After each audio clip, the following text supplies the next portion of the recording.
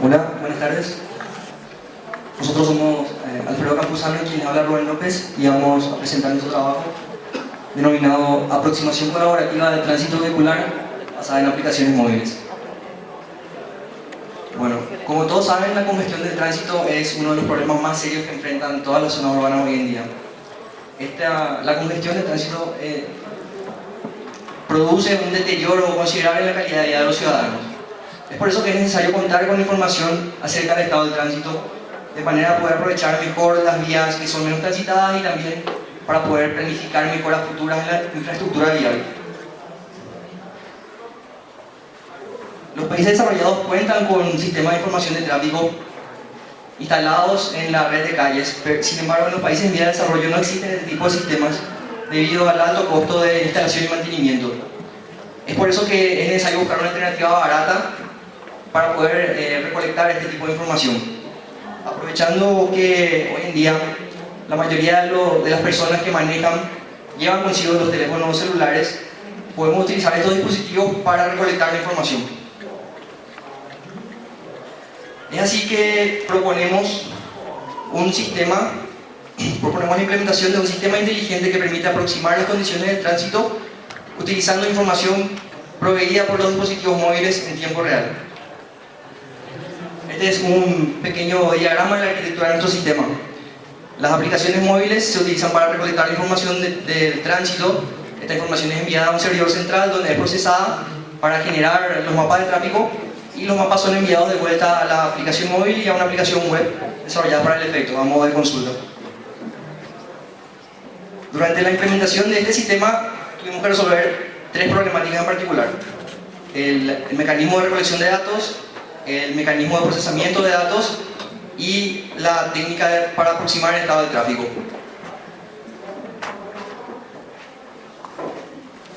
La recolección de los datos de tráfico tiene que ver con la manera en que obtenemos estos datos. Existen básicamente dos grandes tecnologías.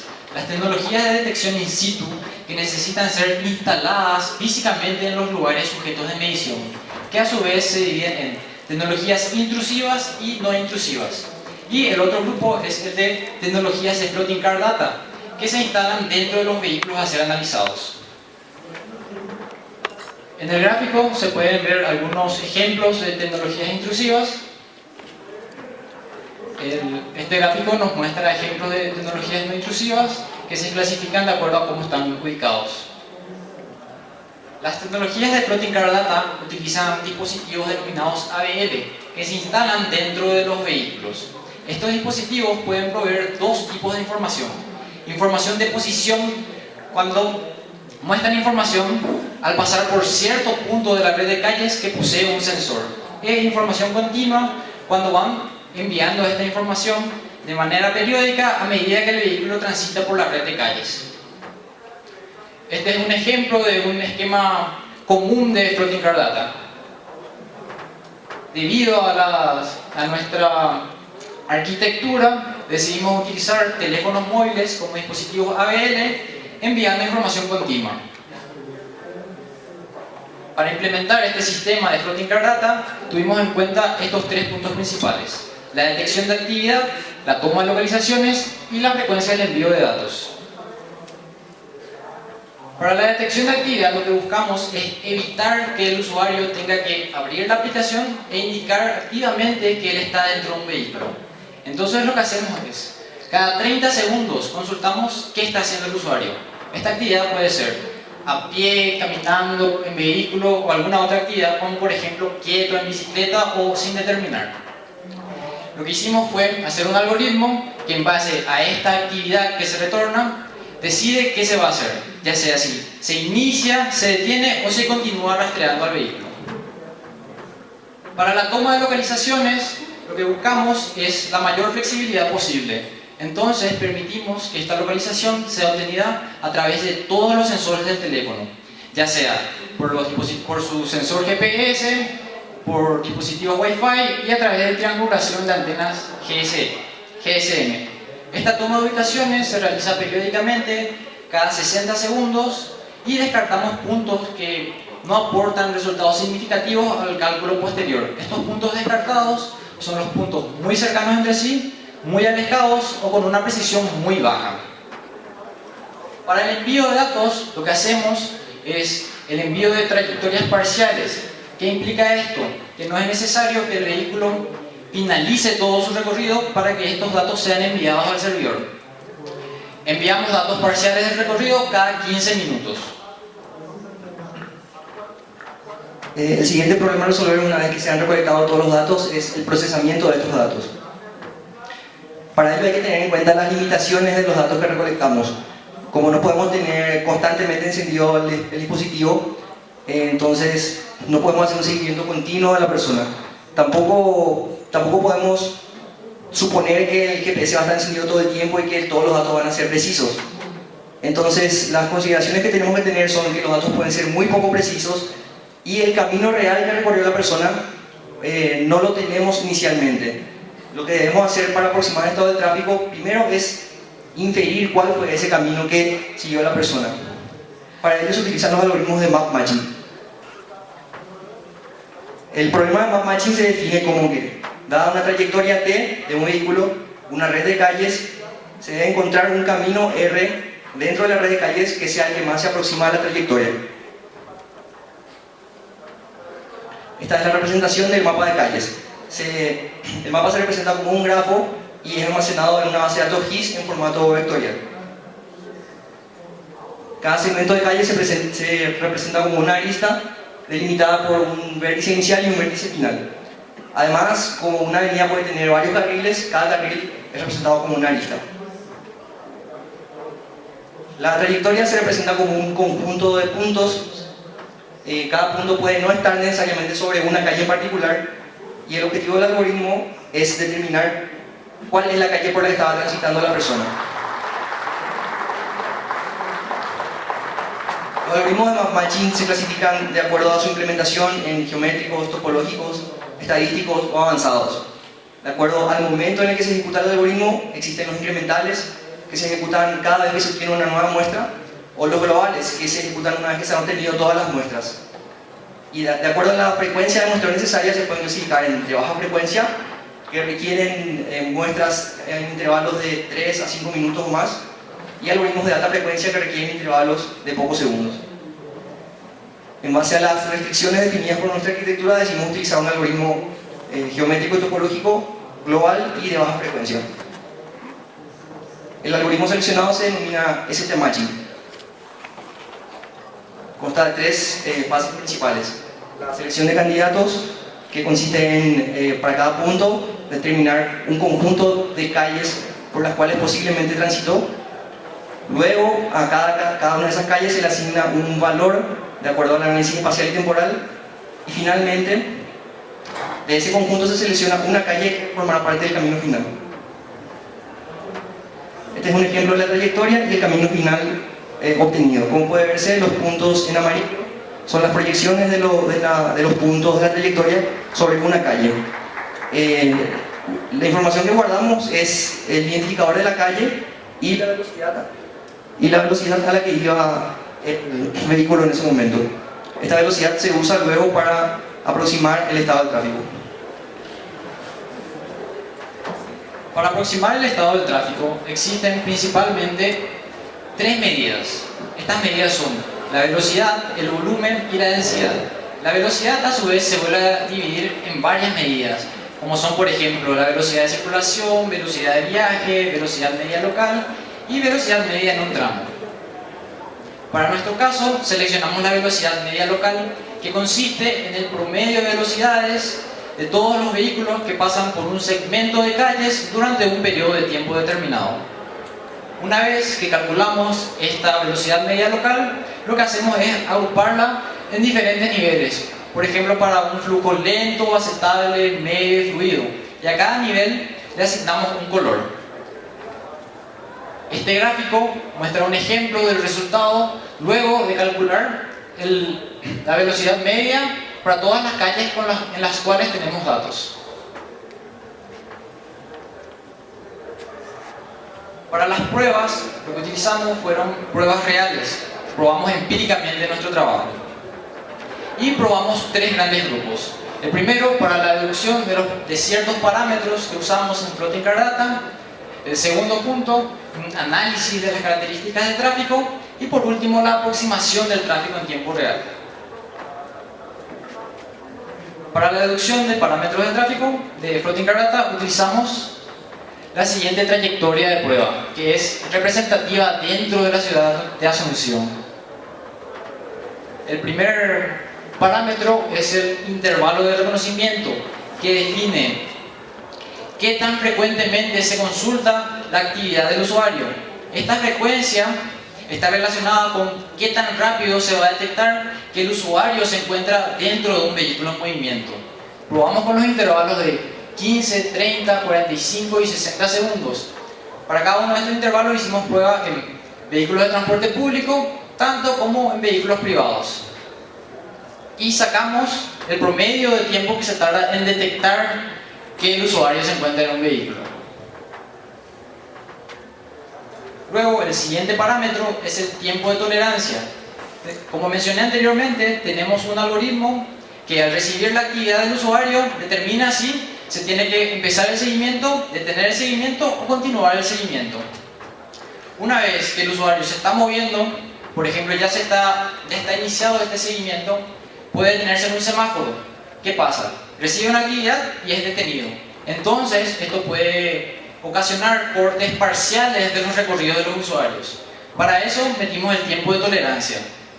Y para cada uno de estos tiempos probados, lo que utilizamos o lo que sacamos es el porcentaje efectivo de tiempo de rastreo, que viene dado por la relación de la cantidad de tiempo que realmente se siguió al vehículo sobre el tiempo total que duró este viaje.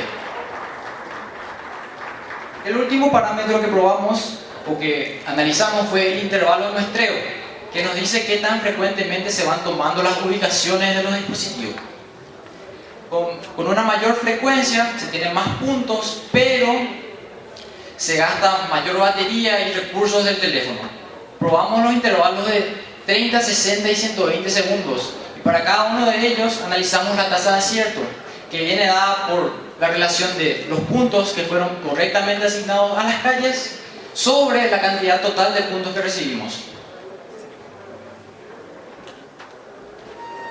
Bueno, una vez que implementamos el sistema, realizamos pruebas, subimos la aplicación, es una aplicación Android, la subimos al Play Store y analizamos los datos recolectados durante un periodo de 2 meses en el que tuvimos la mayor cantidad de usuarios activos por día. Podemos ver, por ejemplo, agrupando la cantidad total de puntos por día de la semana, vemos que los lunes se da la mayor cantidad de usuarios y por ende también el tráfico resulta ser más pesado. En cambio, los días domingos se registra una menor cantidad de puntos y hay una menor cantidad de usuarios utilizando la aplicación.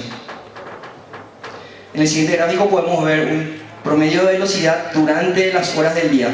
Puede apreciarse que en las horas de la madrugada el promedio de velocidad es más alto, lo que significa o implica que el flujo de tráfico es más fluido en esas horas.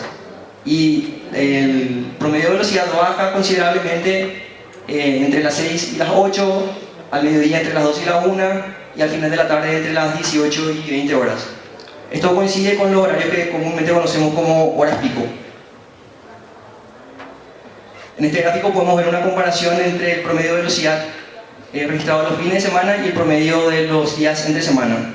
Como se puede apreciar, los fines de semana, en horas de la madrugada, la velocidad promedio es menor, lo que indica que existe una mayor cantidad de vehículos transitando. También podemos ver que en los días entre semana, el promedio de velocidad es menor en las horas del día. Todas estas observaciones coinciden con lo que experimentamos diariamente como usuarios. Estas son algunas figuras generadas por la aplicación. A la izquierda puede verse un mapa de tráfico correspondiente al horario de la mañana entre las 8 y las 9 y a la derecha sería el horario entre las 11 y las 12 del mediodía. Puede verse cómo existe a las 8 de la mañana una mayor cantidad de segmentos coloreados en rojo, lo que indica una mayor cantidad de vehículos y un flujo de tráfico más pesado. Lo mismo puede apreciarse en esta figura. A la derecha tenemos un mapa de tráfico generado entre las 18 y las 19 horas. También existe una gran cantidad de segmentos coloreados. Sin embargo, a las 3 de la tarde, por ejemplo, existe una menor cantidad de segmentos y algunos de los segmentos están coloreados en amarillo o en verde, lo que indica un flujo de tráfico fluido. Este es un ejemplo de cómo va variando el mapa de tráfico en una intersección en particular durante todo el día. Bueno, podemos concluir con la información recolectada que los datos, los resultados que produjo la aplicación tienen una amplia semejanza con la realidad percibida todos los días por los usuarios. Con esto se verifica que la velocidad promedio es una medida representativa para aproximar el estado del tráfico y se comprueba que los dispositivos móviles pueden ser utilizados para medir pueden ser utilizados como alternativa válida para colectar la información de Floating Car Data. Durante el desarrollo del trabajo también vimos que fue necesario implementar el esquema de reconocimiento de actividad de manera a que el usuario no tenga la necesidad de indicar activamente cuando inicia o finaliza un recorrido. Este esquema de reconocimiento también nos obligó a implementar el tiempo de tolerancia para evitar cortes de la trayectoria. También pudimos comprobar que la ubicación puede ser obtenida a través de cualquiera de los sensores del teléfono, no solamente o no necesariamente el GPS. Finalmente podemos concluir que con el volumen de datos recolectados fue posible determinar cuáles eran las horas pico y las velocidades promedio en estas horas. Y podemos afirmar que con un mayor número de usuarios es altamente posible que el sistema pueda generar mapas de tráfico durante todo el día. Algunos enlaces de interés, el código fuente es open source. Gracias.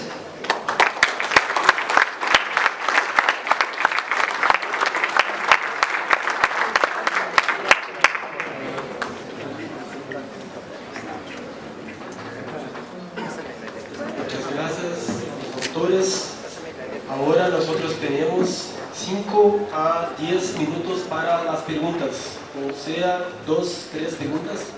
Tengan la bondad.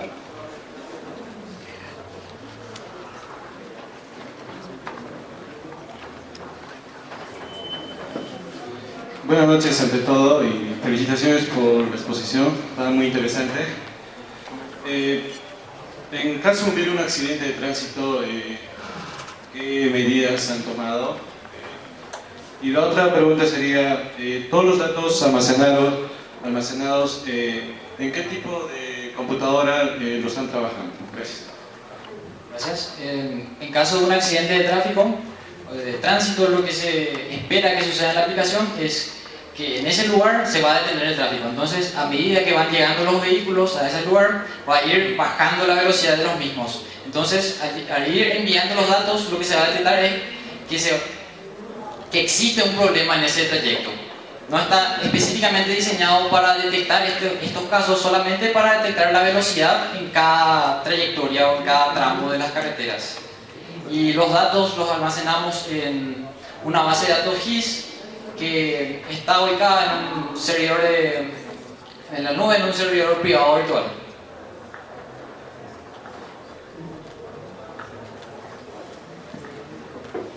Buenas noches. Quería preguntar si se había tomado en cuenta que si hay, digamos, en un auto de 5 personas y las 5 personas tienen activa la aplicación. No, lastimosamente no tomamos en cuenta ese caso.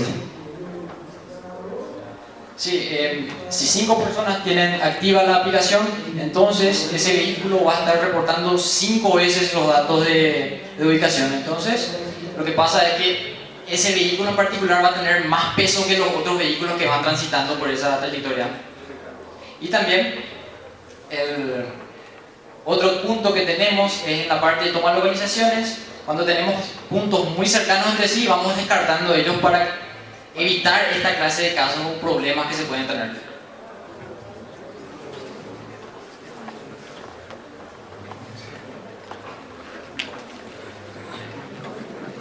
Bueno, felicitaciones por el trabajo. Veo que la aplicación se parece mucho al de Google, ¿no? Waze. Y también al Waze, ¿no? Los mapas de tráfico de Google. Claro, los mapas de tráfico de Google. Lo que me preguntaba es, ¿cuál es su expectativa de ustedes al hacer el proyecto? O sea, si ya sabemos que hay una que ya funciona y una que es libre y otra que, bueno, Waze también lo hace. ¿Qué esperan lograr con el proyecto más adelante, ¿no? Bueno, entiendo que acá en Arequipa Google sí provee mapas de tráfico pero en Asunción por lo menos no existe esa información. Asunción no tiene ningún sistema instalado y hace un año atrás cuando empezamos este proyecto era una necesidad. La diferencia con Waze, en Asunción sí también hay usuarios de Waze, pero en el momento en el que, en la época en la que desarrollamos la aplicación, Waze requería que el usuario saque el teléfono y diga estoy manejando, o que saque el teléfono y diga encontré un embotellamiento, etc.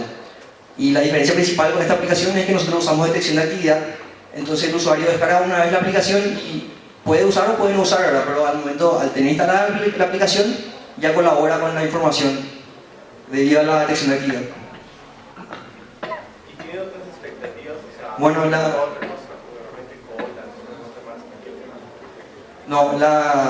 lo que estamos proyectando ahora es tratar de tener una colaboración con instituciones públicas en Paraguay para probar de manera más amplia esto.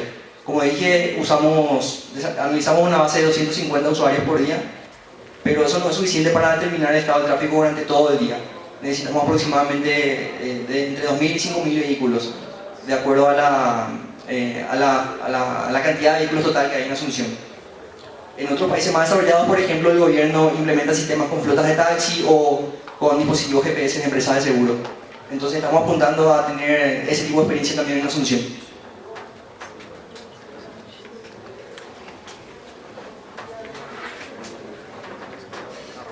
Buenas noches.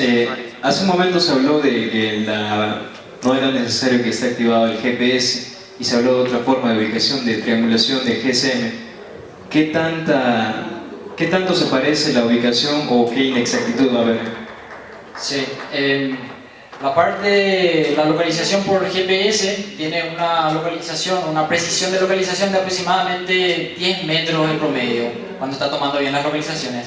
Sin embargo, la localización por triangulación de antenas GSM en las ciudades tiene una precisión de aproximadamente 50 metros y en zonas rurales ya está por encima de los 200 metros. Cuando esta localización está por encima de los 200 metros, nosotros descartamos estos puntos porque ya no nos es posible determinar realmente por dónde fue que pasó el vehículo. Quiero continuar con eso. En realidad nosotros no estamos usando específicamente la ubicación del GPS o del Wi-Fi o de la antena GSM. Estamos utilizando una combinación de todo eso. Estamos utilizando una librería proveída por Google que es el Fused Location Provider. Y eso garantiza más o menos una ubicación relativamente buena. ¿Otra pregunta?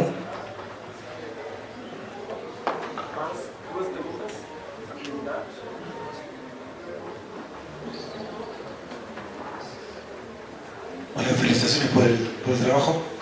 La pregunta es la siguiente, sobre lo que dijeron recién, que usan la librería, que pueden usar diferentes tipos de localización. Pero supongo que algún teléfono tiene una y otro teléfono no tendrá el GPS prendido y tendrá otra. ¿Hacen algún tipo de ponderación en esos casos? ¿O toman todos los datos iguales? En realidad la librería hace la ponderación de esos datos. Nosotros simplemente la librería nos reporta a nosotros la localización. Y de hecho, con la precisión. De hecho, ya no nos indica ni siquiera cuál fue el mecanismo que utilizó. Claro, pero la librería no puede ponderar entre diferentes. Sí, la librería de Google hace ese trabajo por nosotros. En realidad, cuando empezamos el trabajo pretendíamos también investigar e implementar nuestra propia solución, pero justo en esa época apareció la librería y decidimos utilizarla. Bueno, escribo de nuevo. Quería decirle que, digamos, si hay algunos usuarios que tienen descargada la aplicación y según ustedes la aplicación, si por más que no esté activada o la estén usando, recolecta datos. Si hay, digamos, en una vía transitada, no solo de vehículos, sino también de personas que están caminando por la acera, si recopila los datos y, digamos, si son mayores los que están en la acera y caminando a menos velocidad, lo toma como si estuviera viendo tráfico o no. Bueno, como estuvimos explicando, nosotros tenemos un mecanismo de detección de actividad del usuario. Este mecanismo nos permite saber si el usuario está caminando o si se encuentra en un vehículo en movimiento. Nosotros no utilizamos para calcular la velocidad media las tomas o los datos que recibimos de los usuarios que están caminando. O sea que no se usan esos datos.